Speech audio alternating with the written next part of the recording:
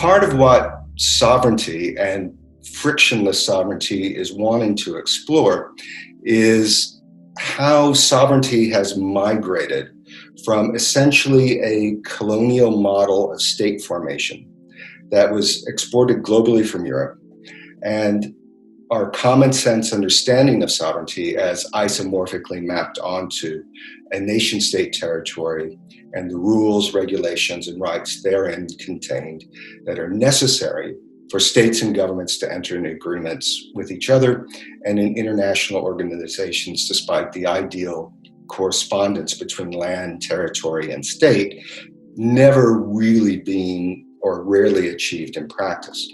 And so what's happened since, say, the end of, well, it goes way back. It goes back to sea trade, but one can map a trajectory in the second half of the 20th century from the Cold War to the present, in which sovereignty begins to be delinked explicitly from territory. And it begins to get tied to flows of people, finance, information, everything that circulates around.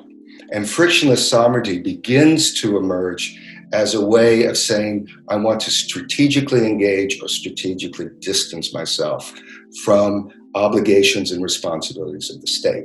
I think frictionless sovereignty is essentially a dream. It's a desire. It's an ideal. It's an aspiration. It's a goal for different entities that are heady with the power of transitive grammar in which subjects enact their will upon objects and not vice versa, of neoliberal markets, of urban human teleologies, of understanding nature as standing reserve, as a site of exploitation and extraction. It's a phantasm of anthropocentric history, and also a result of the telecontrol in which a subject, and this is either an individual, a state, a military, a corporation, a multi-agent entity, can dictate and manipulate an object without fear of the reversibility of that dynamic. And so, although it's immaterial in its essence, the imaginary is undergirded by, generated by, and accelerated through complexly multiplying materialities that link in strategic and fundamentally contradictory ways with the desires to which they give rise. And obviously the role of finance and the leveraging of inequity plays a dominant role in that.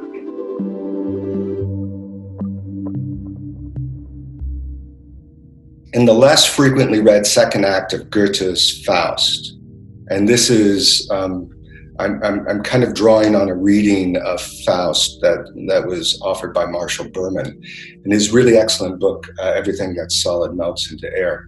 And in it, the protagonist, Faust, has transformed into, he's gone from being a scholar to a lover to a land developer. And he's intent on overcoming the boundary between land and sea through the mobilization of a massive labor force that works day and night to realize his plans. And in it, he kind of manifests this modernist drive for liberation that's undertaken with a sort of Mephistophelian zeal, and in fact, he's aided by Mephistopheles himself. So Faust plans to provide, in this instance, the proletariat, a new kind of economic possibility through the development that he wants to do. He wants to open the land.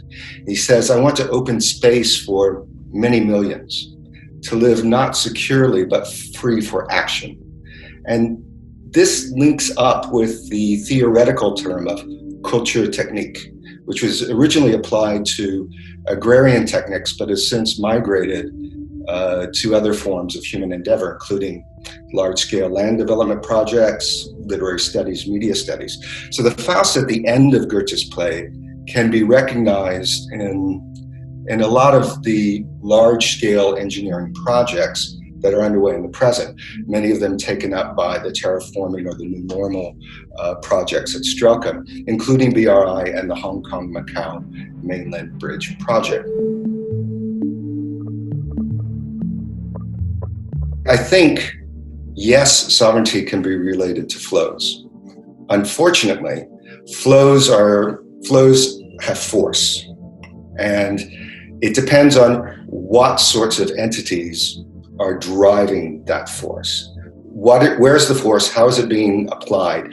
Where do the flows ebb, and where do they pool? Where do they outrun the banks of the trajectories in which they're being placed? And who allows them to then re-enter those main flows?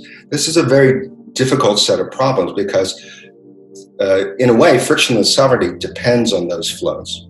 And it really wants to articulate those flows with regard to power and the control of movements. And so those who are affected by those flows don't have the force. They are part of they're sort of an epiphenomenon. They're a side effect of what's going on. Even though they might be like migrants who are attempting to cross into Europe, are placed in refugee camps, they're given money cards and their data is tracked and they become sites of extraction and all sorts of other things. They don't really have any say in those flows that they wish to participate in. And so I think sovereignty is being exerted through those flows, and it is therefore not, and it's often state, corporate, sometimes it's non-government actors, but it's military, it's other sorts of things, but it's not individuals and it's not groups. So there's a way in which frictionless sovereignty is a teletechnological extension of those entities that have power to engage and to retract engagement at will. In a way, I would say there's a tenet that goes with frictionless sovereignty, which is maximum benefit for minimum responsibility or accountability. And so one of the things that we're seeing with all these large-scale projects is exactly that sort of enactment. It's just like global investment. It's just like global finance. It's maximum extractive potential with the least amount of responsibility or accountability on the part of those deriving benefit from the systems.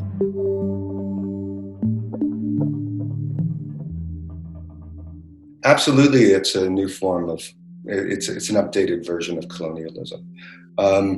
And with the bridge project, for example, I mean, one of the things that you see is Hong Kong as a testing bed for further extension of power by the state, and trying to quell pushback against the insertion of control over that site. So the way in which the PRC handles Hong Kong and the way it handles elements of BRI are going to be different but related. The laboratory that is Hong Kong is perhaps BRI down the road a bit, right? Because there's direct consequence with Hong Kong, especially for youth in the PRC who see Hong Kong as a potential site for how they might be able to articulate their own discontents and know that they're not able to do it. Now, what are some of the consequences of this? Well, the consequences of it are those of colonialism everywhere and neo-imperialism everywhere, which is, again, extractive value that doesn't really devolve back into the site from which it's extracted. And that's one of the main things that frictionless sovereignty really wants to do, is to maximize that extractive value and that the exploitation of it. And these large scale either autonomous remote sensing systems or teletechnological systems or infrastructure projects are ways of doing that. And it's kind of a soft power form of colonialism that easily can revert to old school, hardcore, hard power colonial control.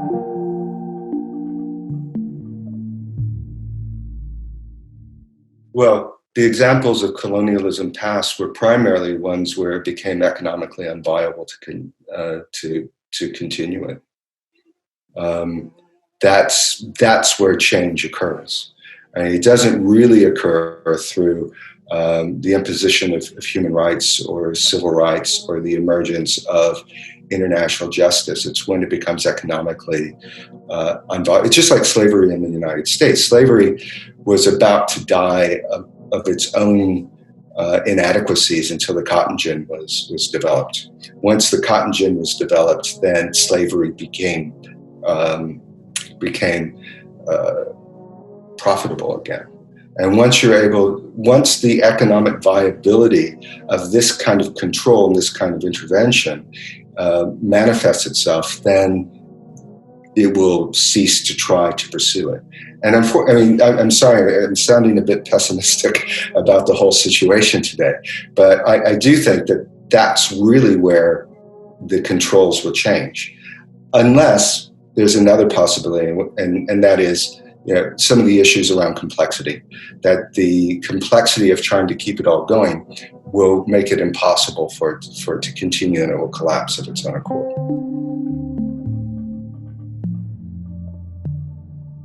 I think there is simultaneously, with this kind of nationalist populist revanchism that we've seen emergent in the last 15 years or so, you do see kind of a reassertion of earlier, more hierarchically arranged systems that are pushing back against globalization, world systems, world flows, those kinds of things.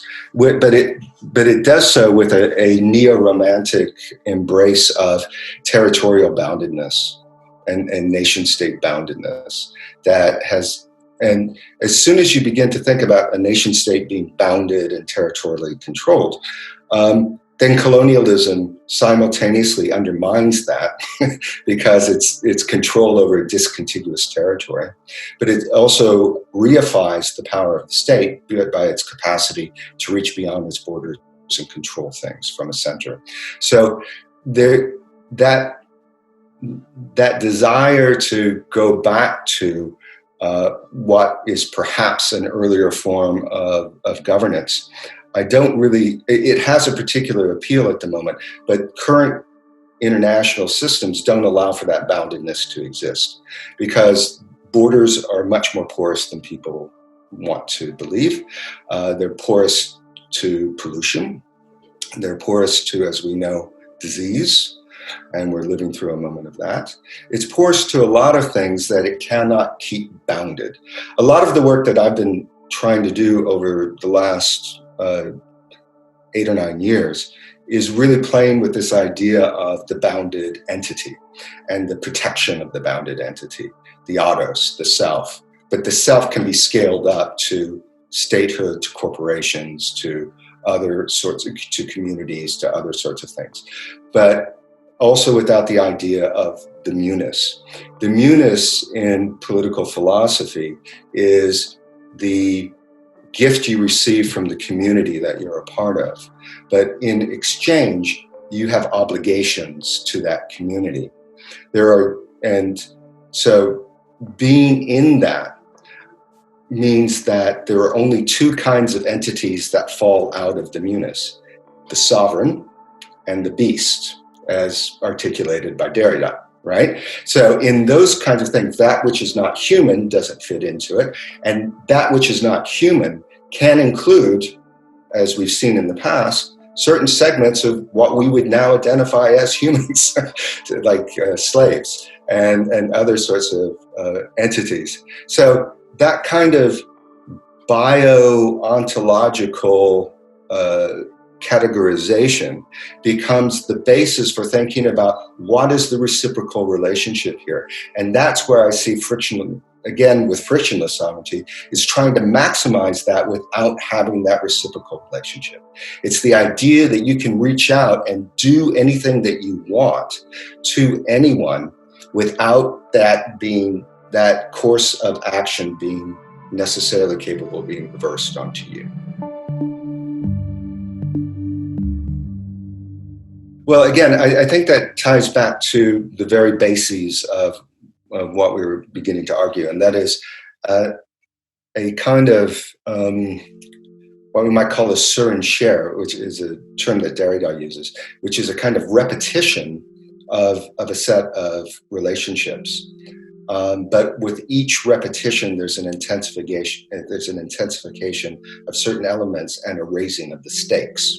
So going from either nation states or nations claiming control of seaways for trade during mercantile eras, or 18th century colonial slave trade routes, with each movement of a kind of deterritorialization of the sovereign state into other sorts of entities leads to a folding back on the enrichment of the state, but an imperiling of the state because it is broken with its boundness and its relationship to the territory. And so what we see, if you move from that, say, mercantilism and the various claims for sea routes, through to colonial trade routes, through to actual colonial control, to the Truman Doctrine, at each stage you get a kind of deterritorialization of economic regimes. And in doing that, it becomes immaterial in particular ways, but then in its deterritorialization back at the center, it gets materialized in the form of wealth and control at a distance. And so there's a kind of repetition and an intensification over historical epochs that, say, Baudrillard called, from a kind of moment of enslavement, of domination, to a moment of hegemony, in which we're all in the embrace at the particular moment, where there is a lot of control from central sites, and there's all sorts of modes of resistance that operate underneath it, but that resistance is brought in as part of the perpetuation of the power that's controlling it. And we talked about this in relation to, say, speculative design projects or art projects that kind of rely on these tools to perform the critique they wish to perform, and in the process perhaps reinscribe the power of the site that is being critiqued.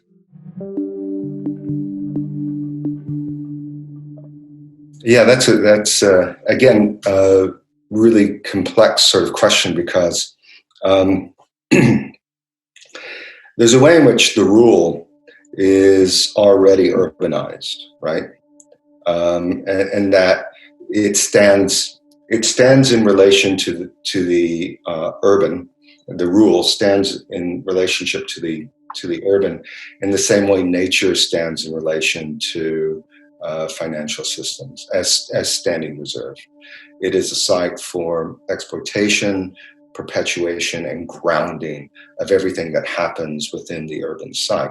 Yet it is constituted as alterity, as otherness, as something that resides beyond the limits of the city, and is therefore different and can be brought into the center or removed from the center at will. It's a lot like frictionless sovereignty.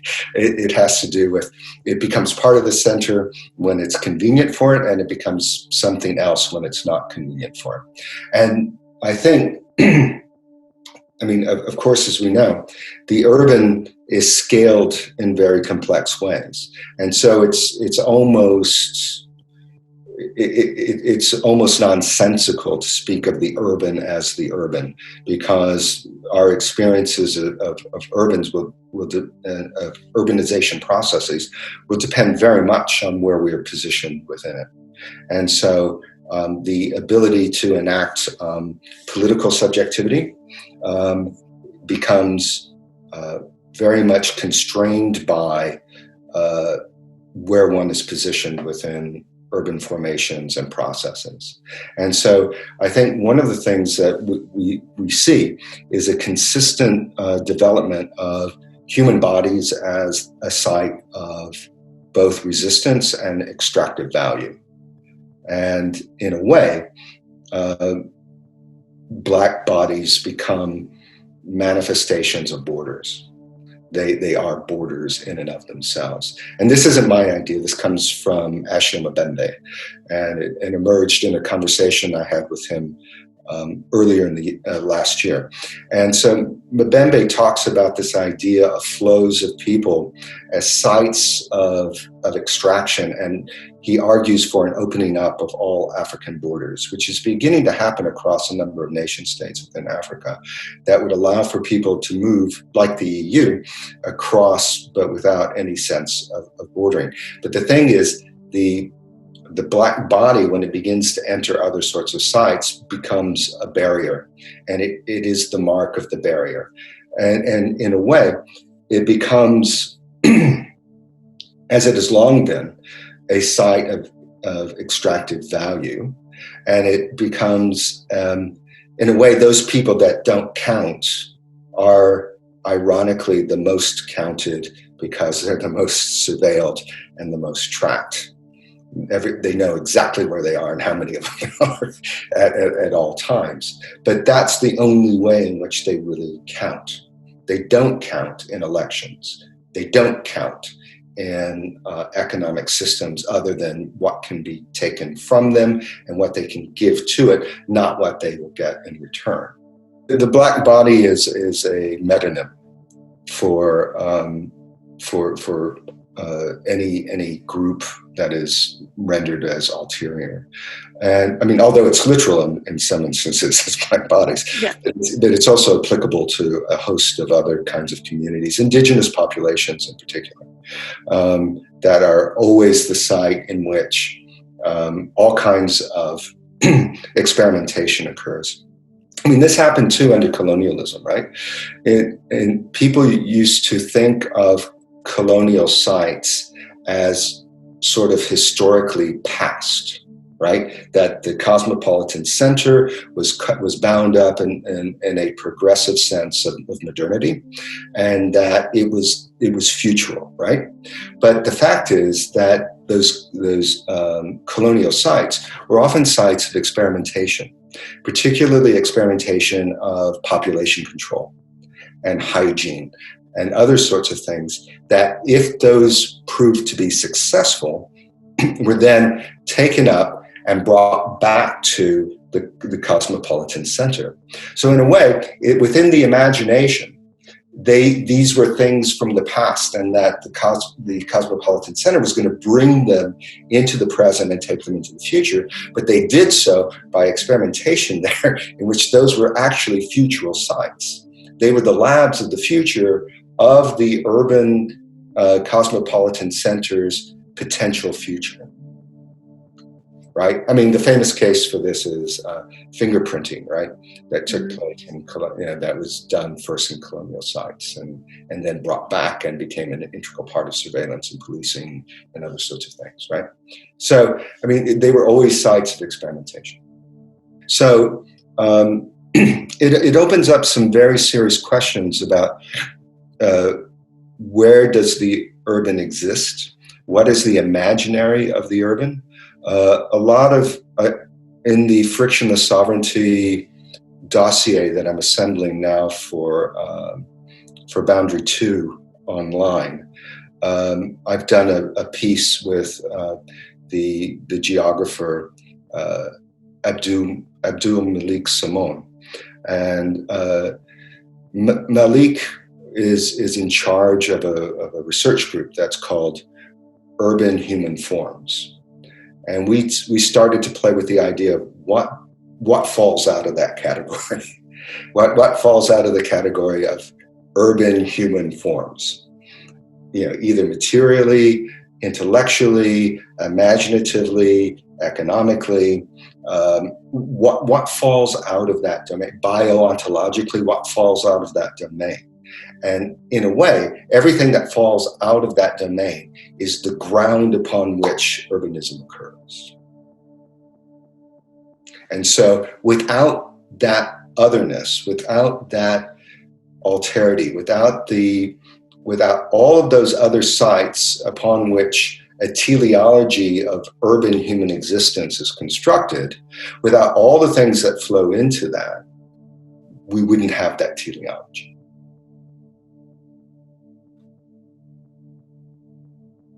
And so sovereignty enters there in terms of where is the force that is being deployed to be able to push along a teleology, to imagine that teleology as existing and conjuring it up as something desirable.